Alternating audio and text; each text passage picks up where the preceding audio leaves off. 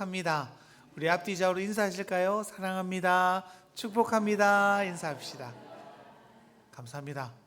한 주간 별일 없으셨습니까? 저는 큰 일이 있었습니다. 자동차가 죽어버렸어요. 엔진이 이렇게 멈춰지게 돼가지고요. 차를 폐차하기로 결정을 했습니다. 그래서 이제 좀 염려가 많은 거예요. 이제 어떡하나, 탈차도 없고, 장로님들께 말씀드려서 이제 교회차를 좀 사용하기로 했는데, 그래도 막 혼자 염려가 있는 겁니다. 그래서 이제 저희 막내랑 같이 항상 출퇴근 같이 하고 있지 않습니까? 그래서 저희 막내에게 얘기했어요. 하온아, 아빠 차가 죽어버렸어. 그래서 우리 이제 교회차 타고 다녀야 돼. 이랬더니 가끔은 또 우리 버스 타고 다녀야 돼. 이렇게 말했더니 막내가요, 너무너무 좋아하는 거예요. 아빠, 난 이 큰 차가 너무 좋아. 버스도 너무 재밌어. 와, 너무 행복해. 막 이렇게 말하는 막내였습니다. 같은 상황을 맞닥뜨렸지만요, 누군가에게는 두려움과 근심이 되어지죠. 저는요. 그런데 누구에게는요, 아무렇지 않은 일, 오히려 기대가 되고 설레는 일들로 다가올 수 있습니다. 물론 이제 그 녀석은 사실 걱정할 필요가 없잖아요. 눈만 뜨면 어떻게든 아빠가 유치원에 바래다 줄 거고 집에다 바래다 줄 거니까 별로 책임질 일이 없기 때문일 겁니다. 그래서 저렇게 태평할 수 있구나, 기뻐할 수 있구나라는 생각들이 들었습니다. 우리 인생길에도 마찬가지죠. 우리는 모든 염려들을 가지고 살아갑니다. 그리고 그 염려들을 주님 앞에 내어놓기로 언제나 자짐하지만요, 그게 쉽지 않죠. 한국교회 성도들이 이렇게 한다고 해요. 이렇게 한 주간에 살아온 무거운 짐과 근심, 염려를 교회 앞에 탁 두고 기도하며 주님 앞에 다 내어드리고 나서 예배 마치면 다시 주섬주섬 싸가지고 다시 이고 집으로 돌아간다라는 이야기를 들었는데 딱 그런 것 같습니다.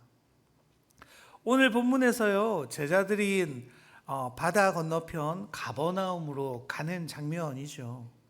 오늘 본문의 시작을 보면요, 날이 저물매라고 설명되어져 있습니다. 캄캄한 밤을 향해 이제 가고 있는 시간에 그들이 배에 오르게 되어진 거죠. 이제 어제도 보니까 한 저녁 7시만 돼도 깜깜해지더라고요. 그들도 그랬겠죠. 너무 어두워지면 이동하기 어려웠을 테니까 어두워질 무렵에 급하게 그들은 가버나움으로 이동했을 겁니다. 그 위치가 정확히 어디인지 성경에 나오지 않지만요, 갈릴리 바다의 북서쪽에 타브가라는 지역일 거라고 추측하고 있습니다.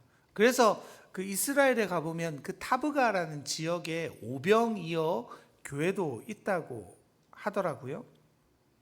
그래서 만약에 오병이어 사건이 거기에서 벌어졌다면 가버나움은요, 배로 한 10km 조금 그 정도 되는 거리입니다. 그리고 그들은 배로 이동했지 않습니까? 아마 나룻배였을 거예요. 노를 저어가는 배였을 겁니다. 제가 또 검색을 해봤는데요, 그 나룻배의 시속이 10km가 조금 안 된다고 해요. 그러면 여러분, 그들이 그 오병이어 기적이 일어났던 곳에서 가버나움까지 가는데 많이 잡아도 얼마나 걸리겠어요? 1시간, 2시간 정도면 넉넉하게 갈 수 있는 거리이지 않습니까? 그리고 그들은 이미 배에선 이미 베테랑들이죠. 어부였던 자들이 제자들 중 태반이 어부였죠. 그런데 뜻하지 않은 풍랑이 그들을 덮치게 되는 거죠. 굉장히 긴 시간 동안 배 위에서 사투를 하게 됩니다. 제자들이 예수님을 만나는 그 시간을 성경은 밤 사경쯤이라고 설명하고 있는데요, 밤 사경이 지금 시간으로 말하면 새벽 한 3시에서 6시 사이라고 해요. 그래 그들이 막 늦게 한 8시, 9시 출발했다고 쳐도요, 한두 시간이면 갈 길을 지금 새벽 3시, 4시, 5시, 6시까지 씨름하고 있었던 겁니다. 우리도 힘든 순간이 올 수 있죠. 그러면 우리 생각하지 않습니까? 뭐가 문제지? 누가 문제지? 왜 이렇게 됐지? 이런 생각들을 하잖아요. 그런데 생각해 보세요, 여러분. 제자들에게 이런 풍랑을 닥칠 만한 문제거리가 있었습니까? 사실 없었죠. 제자들은요, 예수님이 재촉하셔서 배를 타고 가버나움으로 가지 않습니까? 재촉하다라는 단어가 지난주 뭐라고 설명드렸어요? 긴급하게 하게 하다, 억지로 시키다라는 뜻이었습니다. 그러니까 지금 그들은요, 자기들의 뜻이 아니었다는 거예요. 예수님이 속히 떠나라라고 하신 말씀에 순종해서 배에 올랐고 노를 저어 가버나움으로 가고 있었던 거예요. 그러면 여러분, 일이 좀 돼야 될 거 아닙니까? 빨리 도착해서 예수님을 기다리고 모닥불도 좀 피고 물고기도 잡아서 예수님 드실 것도 좀 마련하고 이랬으면 좋았을 텐데, 생각지도 못한 일들이 그들 앞에 벌어지고 있습니다. 좀 이상하지 않습니까? 예수님의 말씀에 순종한 결과가 뭐예요? 풍랑을 만나는 겁니다. 제자들 대부분이 어부였잖아요. 그렇다면 그 경험이 얼마나 많았겠습니까? 풍랑을 헤쳐갔던 경험들이 얼마나 많았겠어요. 그럼에도 불구하고 그들은 속수무책으로 어찌할 바를 몰라 할 만큼 인생의 큰 위기를 지금 맞이하고 있는 거죠. 우리들에게 이런 일이 벌어졌다고 생각해 보십시오. 무슨 생각이 들었겠습니까? 조금 전까지만 해도요. 이들이 가버나움을 떠나기 전까지만 해도 어떤 일이 있었어요? 축제의 현장이었죠. 남자만 5천 명이 넘는 무리가 예수님과 그 무리를 쫓아서 얼굴 한번 보려고, 말씀 한번 들으려고 찾아왔었어요. 배고프고 목마른 그들을 막 나눠주고 풍성히 먹이는 축제의 장면이 일어났죠. 먹고 남은 바구니가 몇 개였어요? 12바구니였잖아요. 완전한 풍요로움을 누리고 기쁨이 있었어요. 거기 더해서 많은 사람들이 어떻게 했어요? 예수님을 왕으로 추대해야 되겠다. 이런 놀라운 장면들 속에서 예수님이요, 뜬금없이 야, 여기 있으면 안 돼, 빨리 가, 가버나움으로 빨리 가, 이래서 주님 말씀만 믿고 그 말씀에 의지해서 배에 올랐는데 맞이한 게 뭐예요? 풍랑인 거죠. 그리고 이런 일이 일어나는 이유라도 우리가 알면 좋을 것 같은데요. 주님이 가면서 야, 풍랑을 만날 건데 내가 잠잠하게 해줄게, 알았지? 이러면 우리가 좀 마음의 준비라도 할 수 있잖아요. 그런데 아니에요. 그런 게 어디 있습니까? 예수님 때문에 고난의 한가운데로 제자들이 들어가 버린 상황을 맞이하게 됩니다. 여러분, 예수님을 생각하며 제자들이 얼마나 서운했을까요? 원망하지 않았겠습니까? 그런데 더 막 미치고 팔딱 칠 만한 일이 또 있어요. 48절을 보면 뭐라고 적혀 있습니까?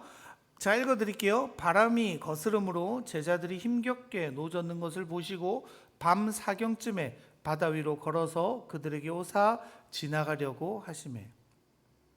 지금 성경은 뭐라고 말하고 있습니까? 제자들이 힘겹게 노를 젓고 풍랑과 싸우는 그 순간 예수님 뭐하고 계셨다고요? 보고 계셨대요. 그러면 어떻게 해야 됩니까? 빨리 오셔가지고 구해주시면 될 텐데 그 상황을 그냥 넋놓고 보고 계시는 거예요. 밤 사경까지요. 아까도 말씀드렸지만 새벽 3시에서 6시 사이, 그 제가 새벽기도 가려고 일어나는 시간 아닙니까? 근데 그때 그들이 뭐하고 있었던 거예요? 막 고생하고 있었던 거예요. 인생의 위기를 경험하고 있는 거예요. 어쩌면 죽을지도 몰라라는 두려움에 휩싸여 있는 순간을 맞이하고 있는 거죠. 그런데 주님이 오셨어요. 그 주님이 어떻게 행동하십니까? 지나가셨대요. 배로 오신 게 아니에요. 성경을 자세히 보세요. 뭐라고 합니까? 지나가려고 하시며 배 옆을 그냥 지나가 버리셨단 말입니다. 이게 무슨 경우입니까? 그런데 여러분, 이 상황이요, 그때만의 이야기입니까? 아니죠. 이 시대를 살아가는, 지금을 살아가는 우리 인생에도 종종 찾아오는 일이 이런 일들입니다. 그렇게 주님께 눈물로 간구하고 부르짖어가고 지금 내 형편에서, 지금 내 상황에서 나를 좀 건져달라고, 살려달라고, 구해달라고 하는데도요, 내 인생은 하나도 안 바뀌어요. 심지어는 어떻습니까? 기도를 하는데요, 주님이 내 목소리를 듣고 있지 않으신 것만 같은 그런 느낌이 있을 때가 얼마나 많이 있어요. 예배를 드리지만 어느 순간부터 내 마음이 냉랭해지는 것 같고 하나님이 더 이상 내게 나타나시지 않는 것만 같은 그런 어두운 밤의 경험들을 우리가 얼마나 자주 하고 있습니까? 나는 별로 잘못한 게 없는 것 같은데 나한테 왜 이러실까 하는 생각도 들어집니다. 그래서 힘이 들어요. 원망스럽죠. 서운하죠. 그래서 낙심하게 되어지죠. 그래서 그 말씀, 그 배를 타고 건너가라 하신 말씀이 내가 정말로 잘 들은 걸까? 그 선택이 정말로 옳았던 걸까? 예수님이 하셨던 그 말씀이 나를 좋은 방향으로 이끌어가고 있나라는 그런 생각들이 계속해서 들게 되어질 수밖에 없습니다. 그런데 여러분, 우리가 결과론적인 이야기지만요, 우린 이야기의 결론을 잘 알죠. 그들에게 무슨 일이 생기나요? 아니요, 아무 일도 생기지 않아요. 그게 무슨 이야기입니까? 그 주님의 말씀에 따라 걸어갔을 때 결국에 가보면요, 그때 그 일이 결코 서운해할 일도 아니고 의심할 문제도 아니었다는 것을 우리는 알게 되어지는 거죠.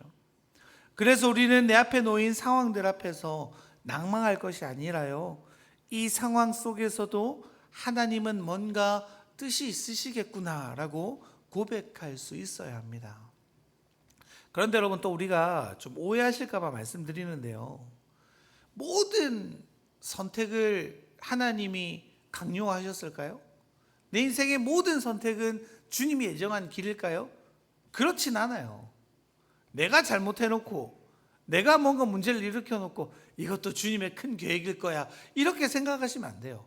물론 하나님은요, 우리를 너무 사랑하시죠. 그래서 우리의 잘못된 선택, 우리의 잘못된 행동, 우리의 부족함들조차 사용하셔서 하나님의 가장 좋은 곳으로, 선한 것들로 바꾸어 주시는 분이십니다. 그런데 그건요, 하나님의 사랑 때문에 우리를 그렇게 인도하시는 거지, 그게 하나님의 계획이었어, 하나님의 뜻이었어 하시면요, 하나님 이상한 분이 되는 거예요. 하나님이 악을 행하실 수 있습니까? 그럴 수 없으신 분이에요. 악을 내버려 두지 않으시는 분이에요. 우리가 잘못하죠. 우리가 실수해요. 그럼에도 불구하고 주님은 그것들을 선한 일로 바꾸어 가십니다. 하물며 내가 주님의 말씀 가운데 잘 살아가고 있는데 이런 어려움들이 우리 삶에 다가오고 있다는 겁니다. 내가 주님의 말씀대로 살아가고 주님의 것을 선택함에도 불구하고요, 여전히 풍랑과 어두운 밤 속에 있을 때가 있죠. 그렇다면 우리가 뭘 해야 되겠습니까? 의심하거나 단정하거나 낭망해 버릴 게 아니라 이 속에 하나님의 큰 계획이 있음을 우리는 신뢰할 수 있어야 합니다. 그런데 문제가 있죠. 안 보여요. 뭐가 안 보여요? 끝이 안 보여요. 그 군대 가면 고참들이 꼭 시키는 거 있잖아요. 많이 들어보셨을 겁니다. 이등병 불러놓고 뭐라 합니까? 눈 감아봐. 눈 딱 감잖아요. 뭐가 보여? 아무것도 안 보입니다. 그게 남은 네 군생활이야. 항상 이 얘기 하잖아요. 눈에 보이지 않는, 끝날 것 같지 않은 고통과 아픔들, 우리 삶의 현실 가운데 있는 겁니다. 깜깜하죠. 깝깝하죠. 그게 우리 인생 같을 때가 있다는 거예요. 그게 지금 제자들의 상황이죠. 그리고 우리네들의 상황이기도 합니다. 그런데 여러분, 그게 끝이 아니죠. 그렇게 고통 속에서 끝나버리면 원망해도 괜찮아요. 그런데 하나님 우리에게 그렇게 말씀하시지 않는 거예요. 우리 49절, 50절 앞부분까지 같이 한번 읽어볼까요? 제자들이 그가 바다 위로 걸어오심을 보고 유령인가 하여 소리 지르니 그들이 다 예수를 보고 놀람이라. 여기까지 읽을게요. 저기 바다 끝에서 누군가가 걸어오는 게 보입니다. 생각 한번 해보실래요? 바람이 불고 파도가 치고 막 죽을 듯이 바빠요. 깜깜한 밤이에요. 근데 저 끝에서 희미한 그림자가 우리를 걸어오기 시작해요. 안 놀랄 자신 있으세요? 전 자다가 가끔요, 교육자에서 한번 자잖아요. 제가 이제 다음날 입으려고 옷걸이를 걸어두는데 그 옷걸이에 걸린 옷을 보고 깜짝 놀랄 때가 있어요. 화들짝 놀라서 깰 때도 있어요. 여러분, 자다가 그거 봐도 깜짝 놀라는데 그 깜깜한 밤에 저기서 걸어오는 그 예수님을 바라보며 사람들이 두려워하지 않겠습니까? 누군지 어떻게 알겠어요? 또 어떻게 하신다고? 옆으로 스르르 지나가 버리시잖아요. 예수님의 나타나심에요, 그들이 놀라게 되는 거예요. 왜 놀랄까요, 여러분? 왜 그들이 놀랄 수밖에 없었을까요? 그들이 생각하지 못했던 방식으로 주님이 나타나시기 때문입니다. 우리는요, 우리 생각대로, 우리 믿음대로 세상을 살아가죠. 우리는 그런 존재예요. 우리가 믿는 방식으로 살아갑니다. 우리를 스스로 낙습시키는, 스스로를 설득시키며 인생을 살아와요. 그래서 그것들을 뛰어넘는 일을 만나면 인정하고 받아들이는 게 굉장히 힘들죠. 그런데 지금 주님께서 제자들에게 보여주고 계시는 태도가 어떻습니까? 제자들에게도 몹시나 생소하고 어렵고 힘든 상황으로 다가오시는 거죠. 주님의 말씀에 순종하기만 하면 일이 잘 풀릴 줄 알았습니다. 오병이어의 그 영광스러운 장면을 뒤로 하고 떠날 때는 더 큰 영광을 우리에게 보여주실 줄 알았어요. 그런데 그 영광은 어떻습니까? 온데간데 없이 사라져버리고 지금 죽을 고생만 하고 있는 그들이죠. 거기에다 예수님은 어때요? 막 이렇게 힘든데 멀찍이 구경만 하다가 생각지도 못하게 유령처럼 우리에게 다가오시니까 얼마나 놀라겠어요.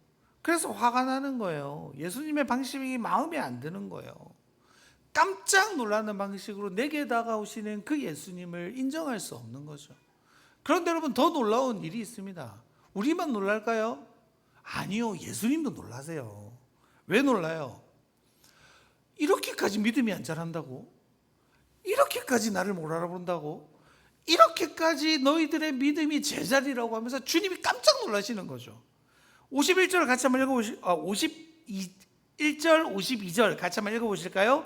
배에 올라 그들에게 가시니 바람이 그치는지라 제자들이 마음에 심히 놀라니 이는 그들이 그 떡 되시던 일을 깨닫지 못하고 도리어 그 마음이 둔하여 졌음이러라. 지금 뭐라고요? 그들은 그 상황과 환경 때문에 오병이어의 영광만 기억했지 오병이어를 나타내신 예수님은 까맣게 잊어버리고 있었습니다. 보리떡 5개와 물고기 2마리로 성인 남자만 5,000명을 먹이셨던 그 놀라운 창조의 역사를 이루신 예수님이 누구인지 그들은 잊어버리고 있었던 거죠. 주님이 그렇게 제자들에게 말씀하시는 거예요. 그들을 놀라게 하심으로 뭐라고 말씀하시는 거예요? 내가 너희에게 잘못되게 한 적이 한 번이라도 있어? 내가 너희에게 보여줄 수많은 기적들은 어떻게 돼버린 거야? 너희가 이해되지 않는 상황으로 내가 내몰더라도 언제나 내가 항상 옳았다는 것을 너희들이 알고 있지 않아? 지금 주님이요, 제자들을 그렇게 말씀하시는 거예요.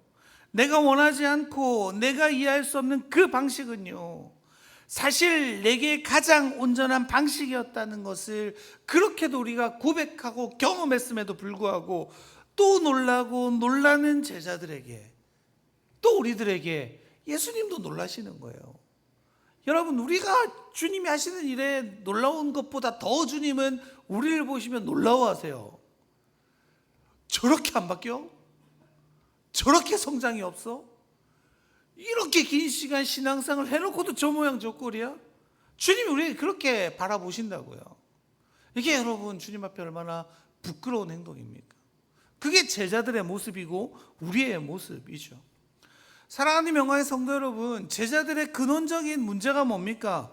바람을 뚫지 못하고 그 고난을 뚫지 못함입니까? 그 모두가 노를 열심히 저어야 되는데 누구 하나 농땡이 쳤기 때문인가요?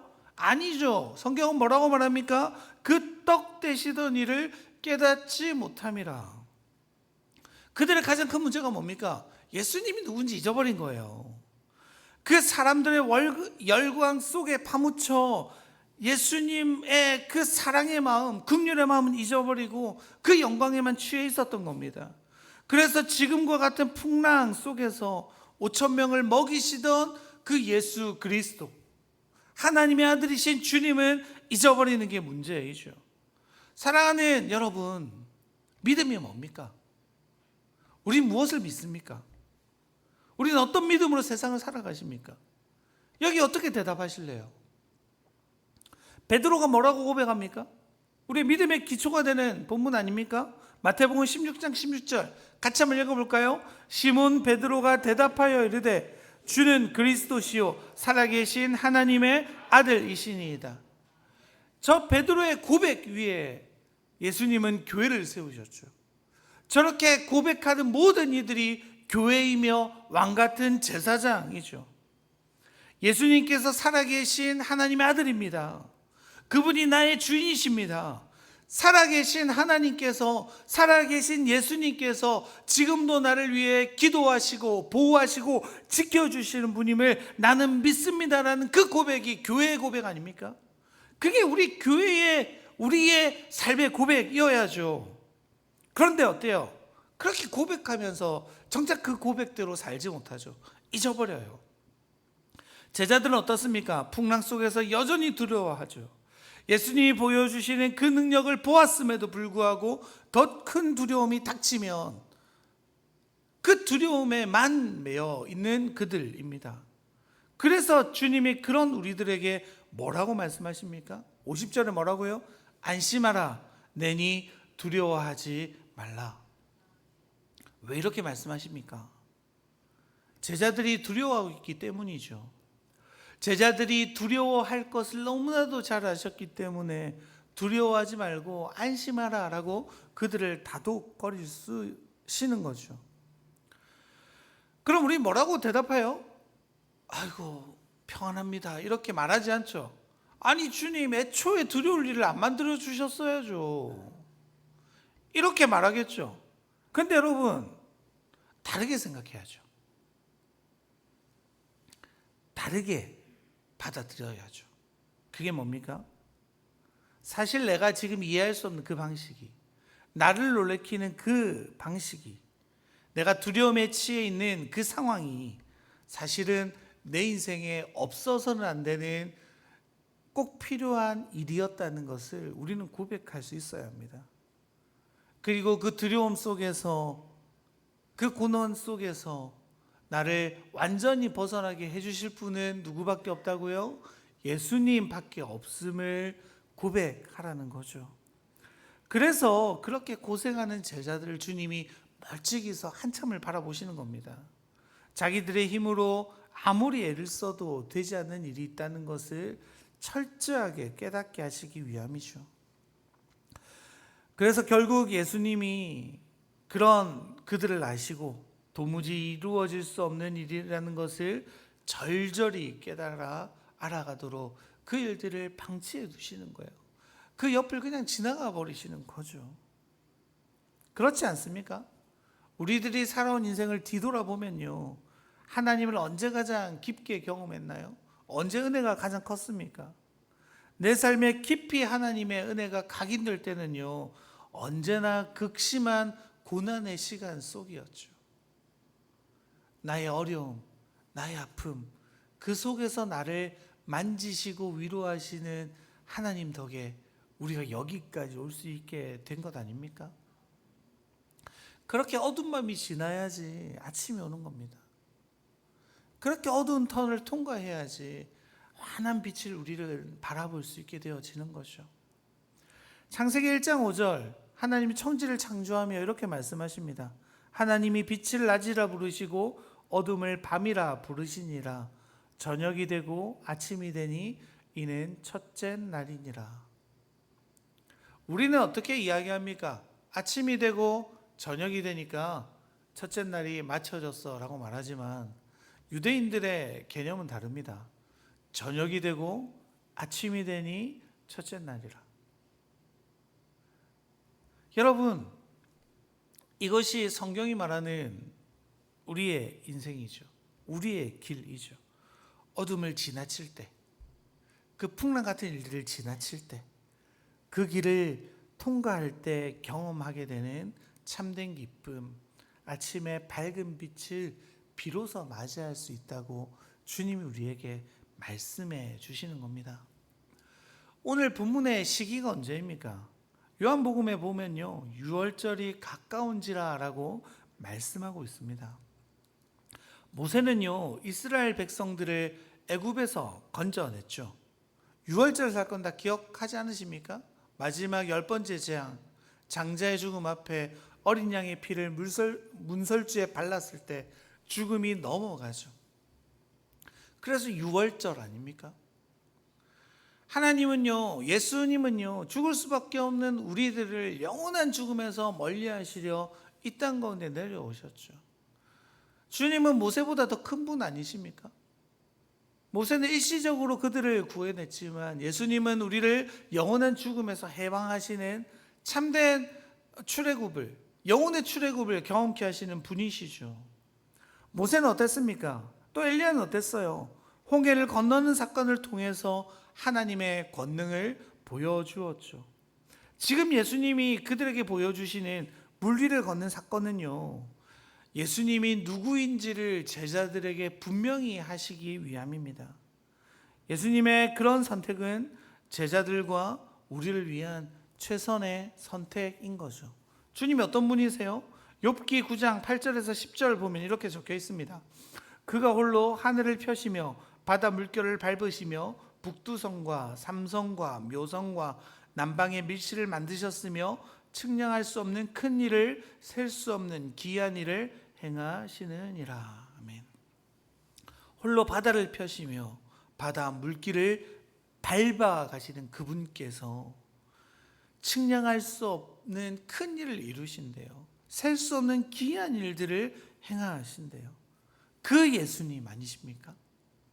그 하나님의 아들이신 예수님께서 이스라엘이 홍해를 건넌 것처럼 제자들과 함께 바다를 건너가십니다.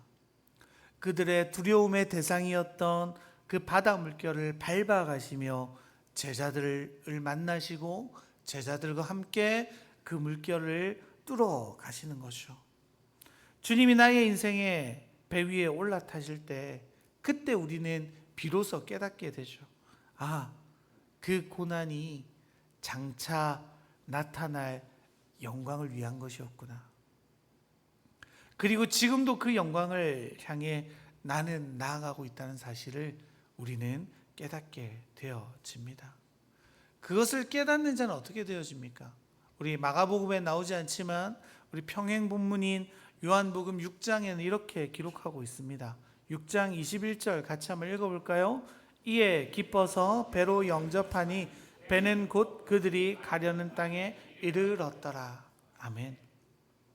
사랑하는 명광의 성도 여러분, 우리는 결국 그 어둠의 밤에 고통과 풍랑의 고통 가운데 우리를 찾아시는 예수님을 만나게 될 것입니다. 그 예수님과 함께 결국에 가려고 했던 그 목적지에 무사히 평안히 도착하게 될 거예요. 이게 분명합니다. 그래서 나를 그토록 두렵게 만들고 힘들게 만들었던 그 어두운 밤과 풍랑은요, 오히려 주님을 더욱 경험하게 되는, 오히려 주님의 은혜를 더욱 깨닫게 되는 귀한 시간으로, 귀한 장소로 우리의 기억 속에 남게 될 겁니다. 우리 인생이 예수님과 함께하는 기쁨과 영광으로 충만한 그 자리에 나아가게 되기를 간절히 소망합니다. 날마다 우리에게 그런 일들이 펼쳐지고 예수님과 동행하는 우리가 될 수 있기를 또한 간절히 축원합니다. 우리 시간 함께 찬양했으면 좋겠습니다. 주품에 함께 찬양할까요?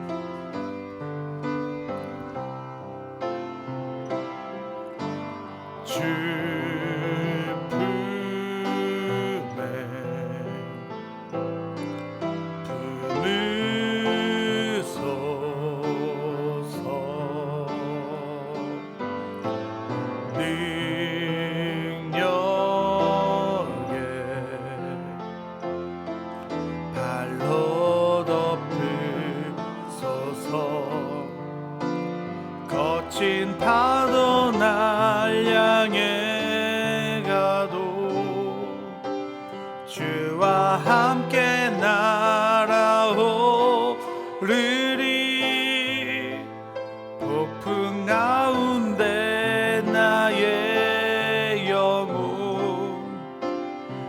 잠잠하게 주를 보리라. 주님 안에 주님 안에 나 거하리.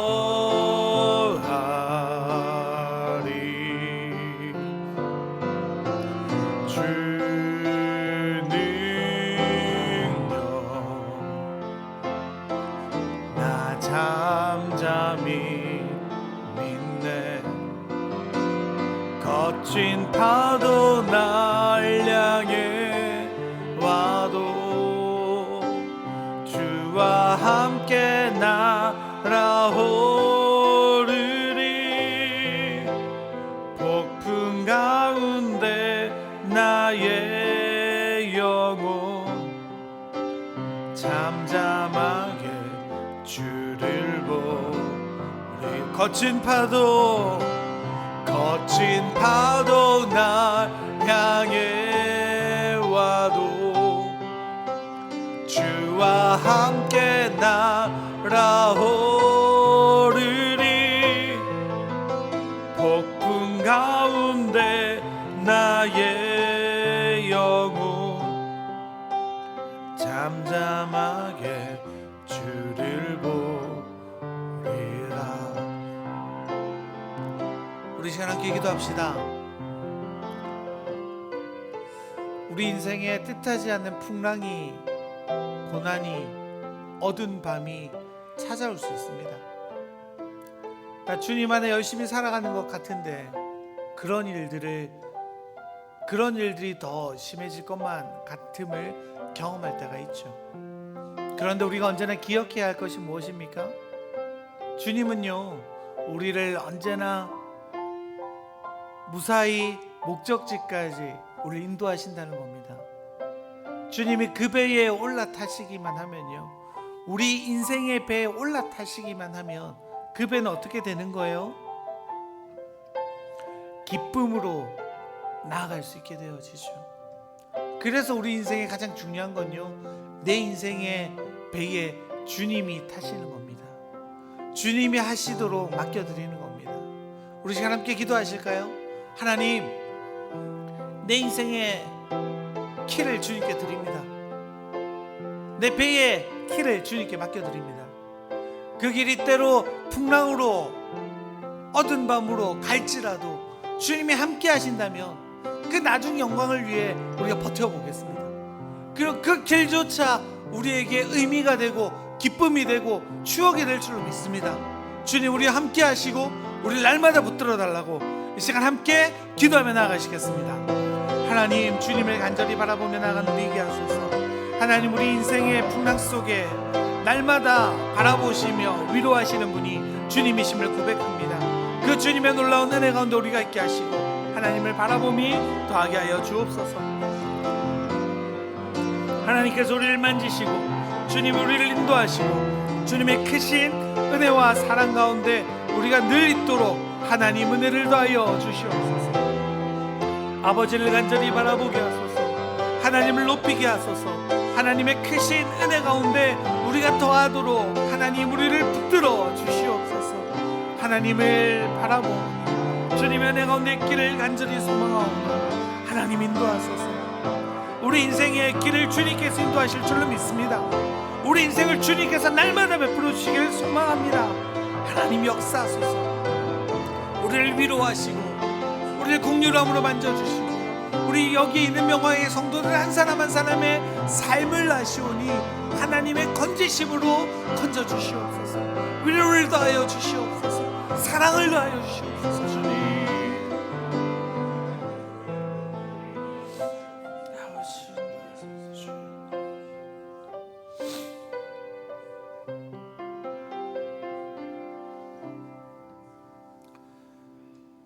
하나님 아버지, 오늘도 우리와 함께 하시며 날마다 우리를 바라보고 계시며 이끄시는 분이 하나님이심을 고백하며 나아갑니다.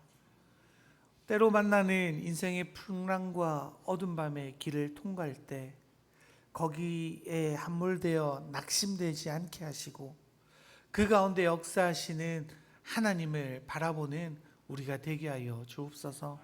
주님과 함께 그 고난의 길을 통과하길 원합니다. 나중에 영광을 바라보며 소망으로 걸어가길 원합니다. 그 영광의 소망이 있는 우리들에게는 그 고난의 길조차 기쁨이 가득할 줄로 믿습니다.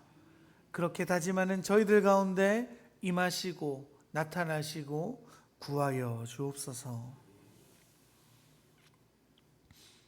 이제는 우리 주 예수 그리스도의 은혜와 그 아들을 허락하여 주신 하나님 아버지의 극진하신 사랑하심과 지금도 날마다 우리와 함께 하시는 성령 하나님의 감화 감동 교제 충만케 하시는 역사하심이 주님과 함께 하기를, 모든 순간마다 주님을 바라보기를 간절히 소망하는 사랑하는 명광의 모든 성도들과 각 가정 위에 하나님이 허락하셔서 지금도 사역하고 있는 사업체와 사역지들 위에 지금부터 영원토록 함께 계시기를 간절히 축원하옵나이다. 아멘.